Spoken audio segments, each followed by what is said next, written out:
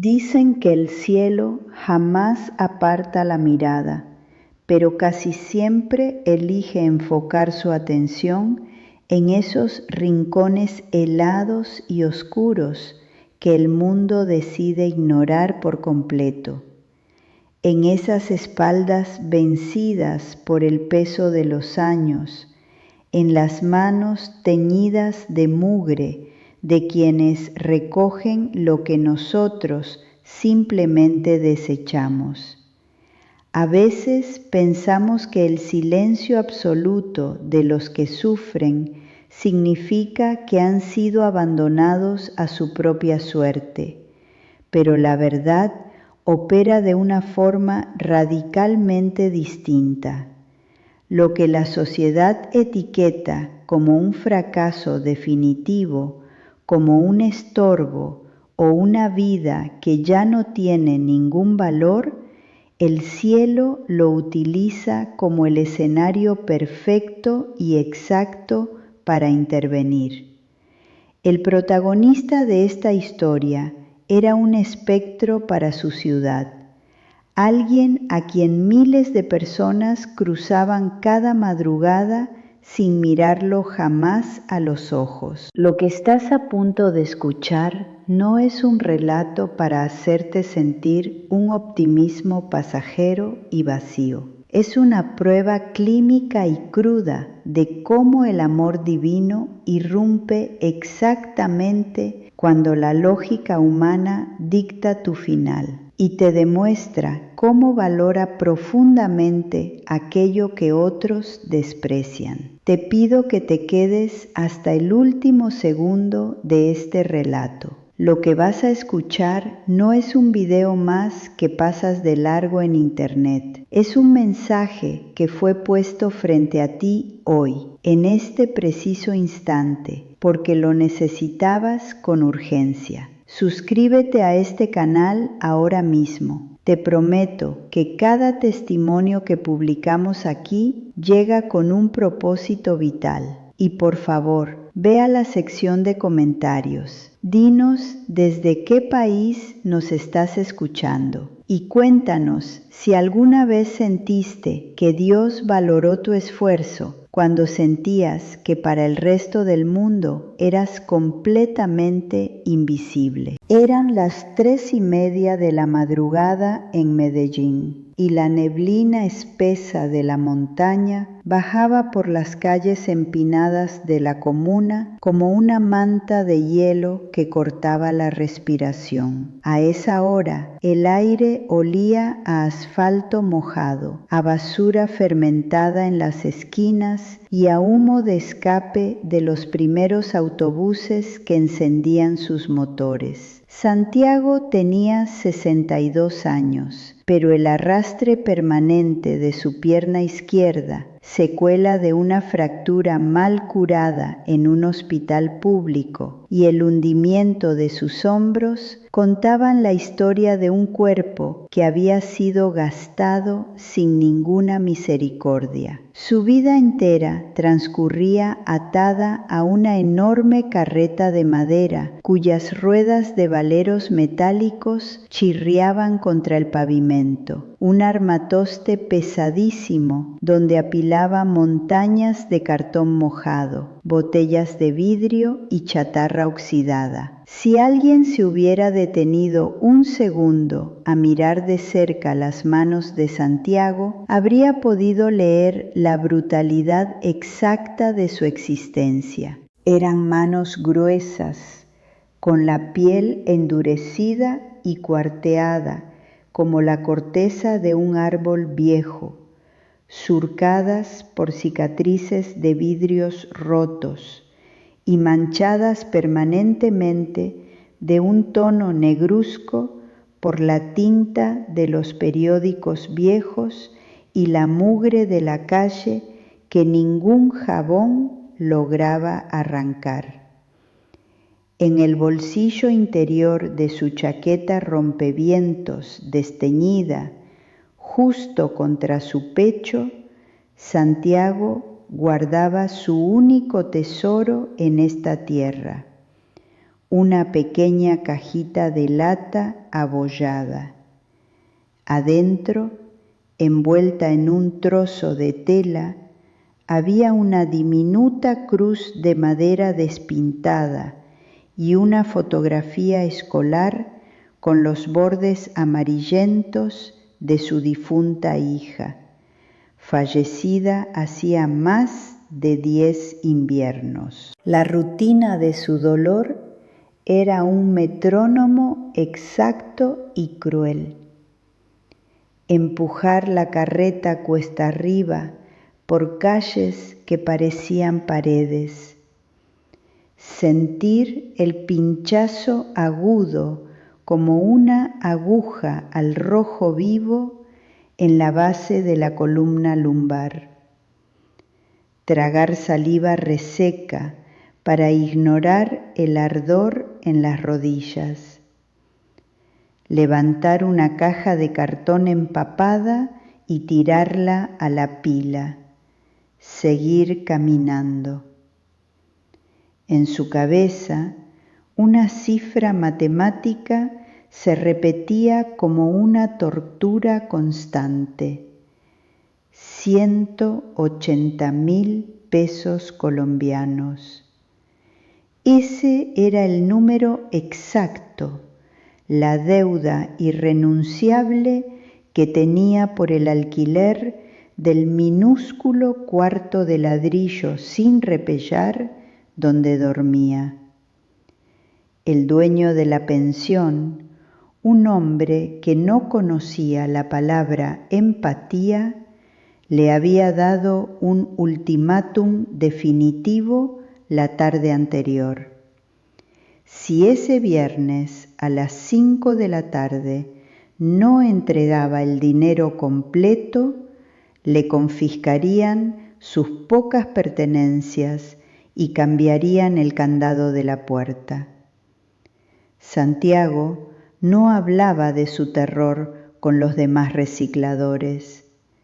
Su fe no era un escándalo de gritos. Rezaba en un murmullo imperceptible, moviendo apenas los labios agrietados, mientras escarbaba entre las bolsas negras de los barrios ricos, pidiendo un solo milagro, una sola puerta abierta para no terminar durmiendo sobre el mismo cartón que recogía. El mundo pasaba a su lado en autos lujosos, ignorándolo por completo, viéndolo como una mancha gris en el paisaje urbano, un fantasma que recogía lo que a ellos ya no les servía. El quiebre de su realidad no fue un evento espectacular ni ruidoso, sino un fraude sistemático y aplastante. A las 11 de la mañana, cuando el sol lograba atravesar tímidamente las nubes grises, Santiago llegó a la báscula de la chatarrería mayorista. Le dolía cada fibra del cuerpo tras arrastrar casi 100 kilos de material durante 7 horas. El encargado de la báscula, un hombre joven que ni siquiera levantó la vista de su teléfono celular, manipuló los pesos a su antojo. Le dijo que el cartón estaba demasiado húmedo, que el metal no servía y le dictó un peso falso, menos de la mitad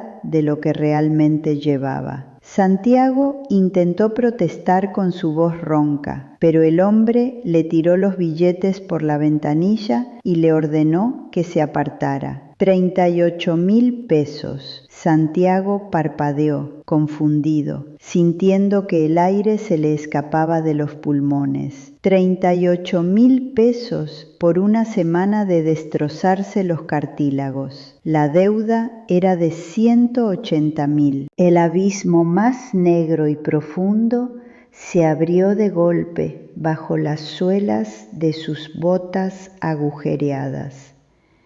Sabía, con una certeza que le revolvía el estómago, que al caer la tarde sería un hombre sin techo.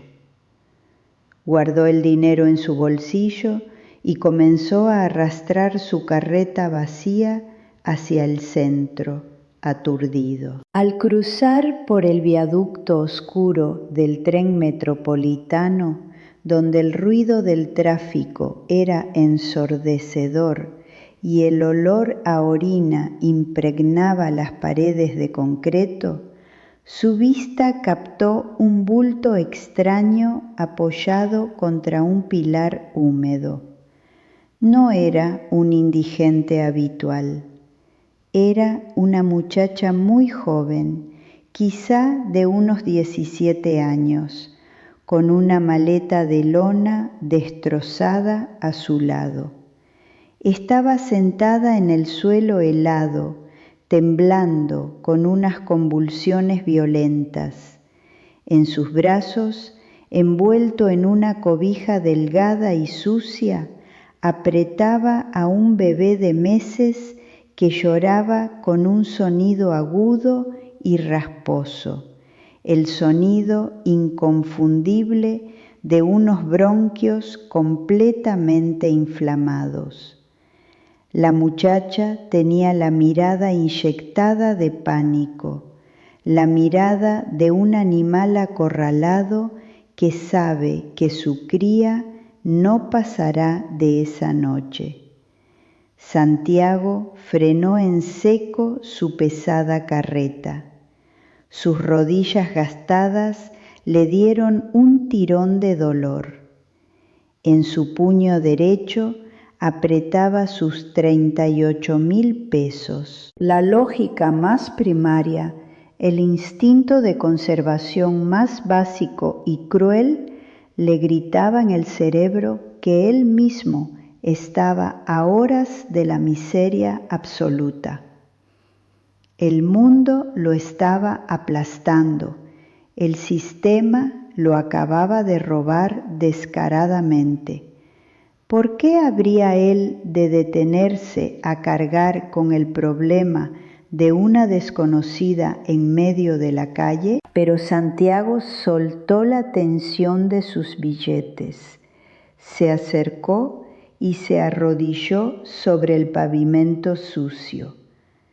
La muchacha, llorando, le balbuceó que llevaba 2 días sin comer, que había huido de una situación de violencia en su pueblo y que la clínica gratuita se había negado a darle los antibióticos para el niño porque no tenía cómo pagar la cuota de recuperación, que costaba exactamente 30.000 pesos.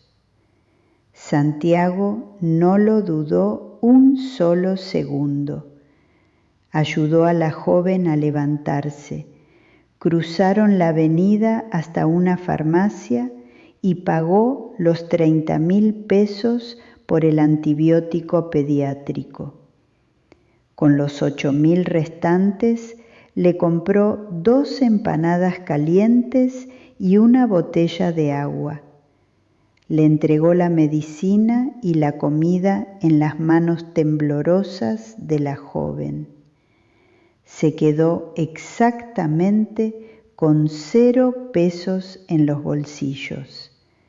Había entregado su última red de seguridad, el único escudo, por minúsculo que fuera, que tenía contra el abismo de esa misma noche. Si estás escuchando este relato en este preciso momento y sientes que estás atrapado frente a un muro gigantesco e imposible, si alguna vez te sacaste el pan de la boca para dárselo a alguien más y sentiste que como pago el universo te hundió todavía más en la escasez y el abandono, quiero que me mires y escuches bien. Ese dolor asfixiante que te quita el sueño en la madrugada no es invisible para el cielo. Quienes sostenemos día a día este canal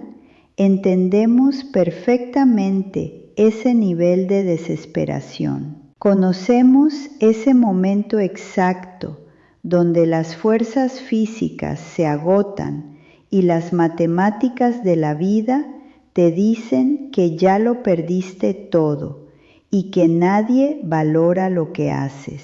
Por favor, suscríbete a este canal ahora mismo y te lo pido desde lo más profundo del corazón. Baja a la sección de comentarios y deja ahí escrita la carga que llevas hoy. Deja tu petición o la puerta que necesitas que se abra, porque nosotros nos comprometemos solemnemente a leerte y a orar por ti, por tu situación económica y por tu paz. No estás solo en esta batalla, aunque el silencio de tu habitación te grite cada noche que sí lo estás. El camino de regreso a su barrio fue una marcha hacia el matadero. El frío de la tarde se le metía directamente en los huesos. Al llegar a la puerta de chapa de su pequeño cuarto, su peor pesadilla se había materializado de la forma más fría y sistemática. El dueño no estaba, pero en la puerta brillaba un candado nuevo, pesado y de acero inoxidable. A un lado, tirada sobre el barro de la acera bajo la llovizna que comenzaba a caer, había una bolsa negra de basura con sus 2 camisas viejas y sus zapatos rotos de repuesto. El anciano recogió su bolsa en silencio, sintiendo cómo el frío del asfalto le subía por las piernas. Tomó el mango de su carreta de madera y caminó a la deriva durante horas, hasta que la noche cayó pesadamente sobre la ciudad y la temperatura se desplomó. Buscó refugio bajo un puente vehicular en las afueras, un lugar oscuro y expuesto a las ráfagas de viento. Acomodó su carreta como una barrera contra la calle y se acostó sobre unos cartones húmedos. Esa noche fue la caída definitiva, el momento donde la fe choca violentamente contra la realidad del concreto y el hielo. El frío era tan intenso que sentía agujas clavándosele en las articulaciones, haciéndolo gemir en voz baja. Metió la mano temblorosa en su chaqueta y aferró la pequeña cajita de lata abollada. Por primera vez en décadas de devoción inquebrantable, la amargura más negra y densa subió por su garganta como un ácido quemante. Se sintió profunda y cruelmente estafado. Miró sus manos desfiguradas bajo la luz mortecina de un farol lejano. Había entregado su último centavo para salvar a un bebé extraño. Había regalado su propia supervivencia y como recompensa de la supuesta justicia divina, el universo lo había lanzado a dormir en el barro como a un perro, tratándolo como la misma basura que él recogía a diario. Pero el verdadero golpe, el que rompió su espíritu, llegó a la mañana siguiente. Cuando Santiago despertó, entumecido y mareado por el hambre, su carreta de madera ya no estaba. Unos vándalos de la zona se la habían robado durante la madrugada mientras él dormía exhausto. Le habían quitado sus herramientas, su único medio de trabajo, sus piernas de madera. El silencio de la madrugada era absoluto, aplastante y brutalmente cruel. Sus labios agrietados se sellaron. Dejó de rezar. Guardó la cajita de lata y cerró los ojos, agotado, deseando en secreto que su corazón cansado simplemente dejara de latir para no tener que despertar al hambre del día siguiente. Sobrevivió 3 días enteros viviendo a la intemperie, convertido en un fantasma absoluto. 3 días donde su cuerpo se deterioró con una rapidez aterradora, escarbando en los contenedores de basura de los mercados para encontrar restos de fruta golpeada o pan duro. Su ropa apestaba a calle. Su rostro se cubrió de una palidez grisácea y su mirada se volvió vacía. Era la mañana del 4.º día. Santiago caminaba arrastrando su pierna mala cerca de un parque industrial, mareado por la falta severa de calorías. Ya no esperaba nada de la vida, solo daba pasos por pura inercia. De pronto, el ruido ensordecedor de una enorme camioneta de carga de modelo reciente, frenando bruscamente a escasos metros de él, lo hizo sobresaltarse. Del vehículo bajó un hombre robusto, de unos 50 años, vestido impecablemente con una camisa de lino y botas de trabajo fino. El hombre tenía el rostro tenso, escaneando desesperadamente a cada persona en la acera. El hombre corrió hacia Santiago.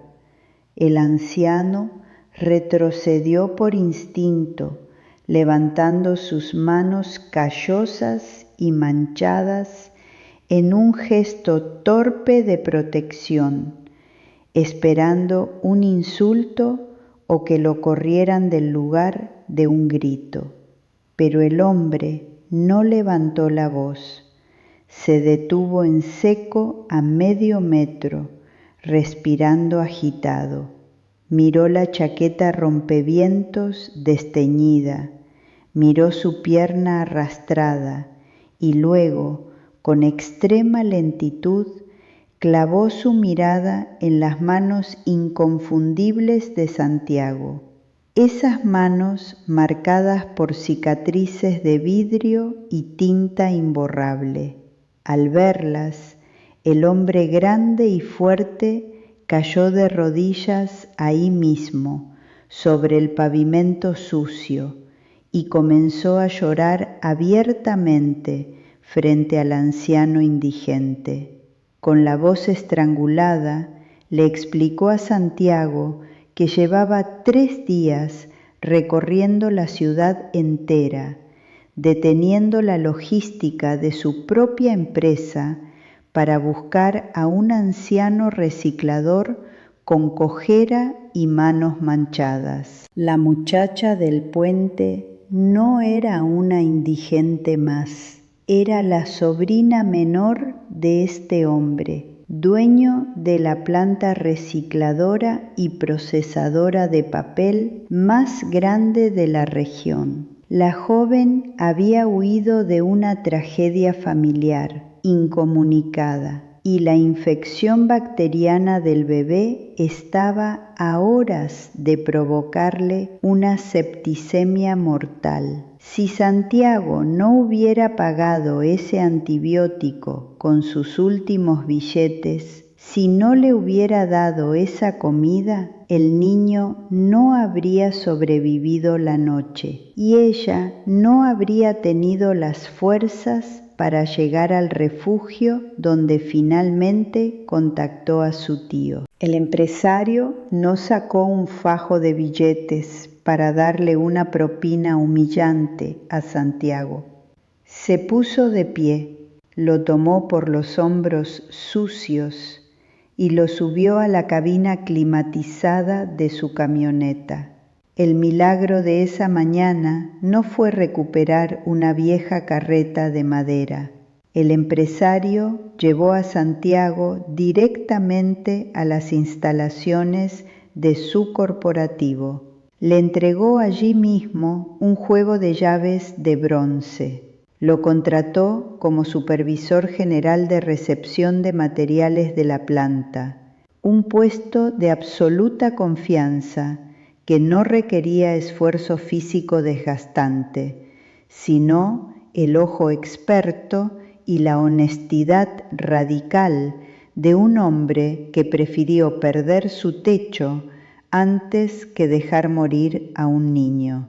Un empleo que venía con un salario formal que Santiago jamás imaginó, seguro médico completo para tratar su pierna y su espalda, y un departamento amoblado y cálido dentro de las instalaciones de la empresa. Esa noche, mientras el calor reconfortante llenaba la habitación y el agua hirviendo de una ducha decente le limpiaba por primera vez el hollín de la calle y el hielo de los huesos, Santiago se sentó al borde de su colchón nuevo y suave. Metió la mano en su chaqueta lavada, sacó la pequeña cajita de lata abollada y la abrió. Acarició la foto de su hija y la cruz de madera despintada. Con las lágrimas rodando libremente por su rostro cansado, comprendió que en el momento de mayor oscuridad, cuando creyó que la pérdida de su carreta y su cuarto eran el castigo final de un cielo sordo, Dios no lo había ignorado, simplemente había permitido que le quitaran la madera podrida de su antigua vida para utilizar el peso exacto de sus últimos 38,000 pesos como la llave maestra que detonaría un milagro de restauración absoluta, demostrándole que el cielo atesora y recompensa con abundancia lo que el mundo entero decide tirar a la basura.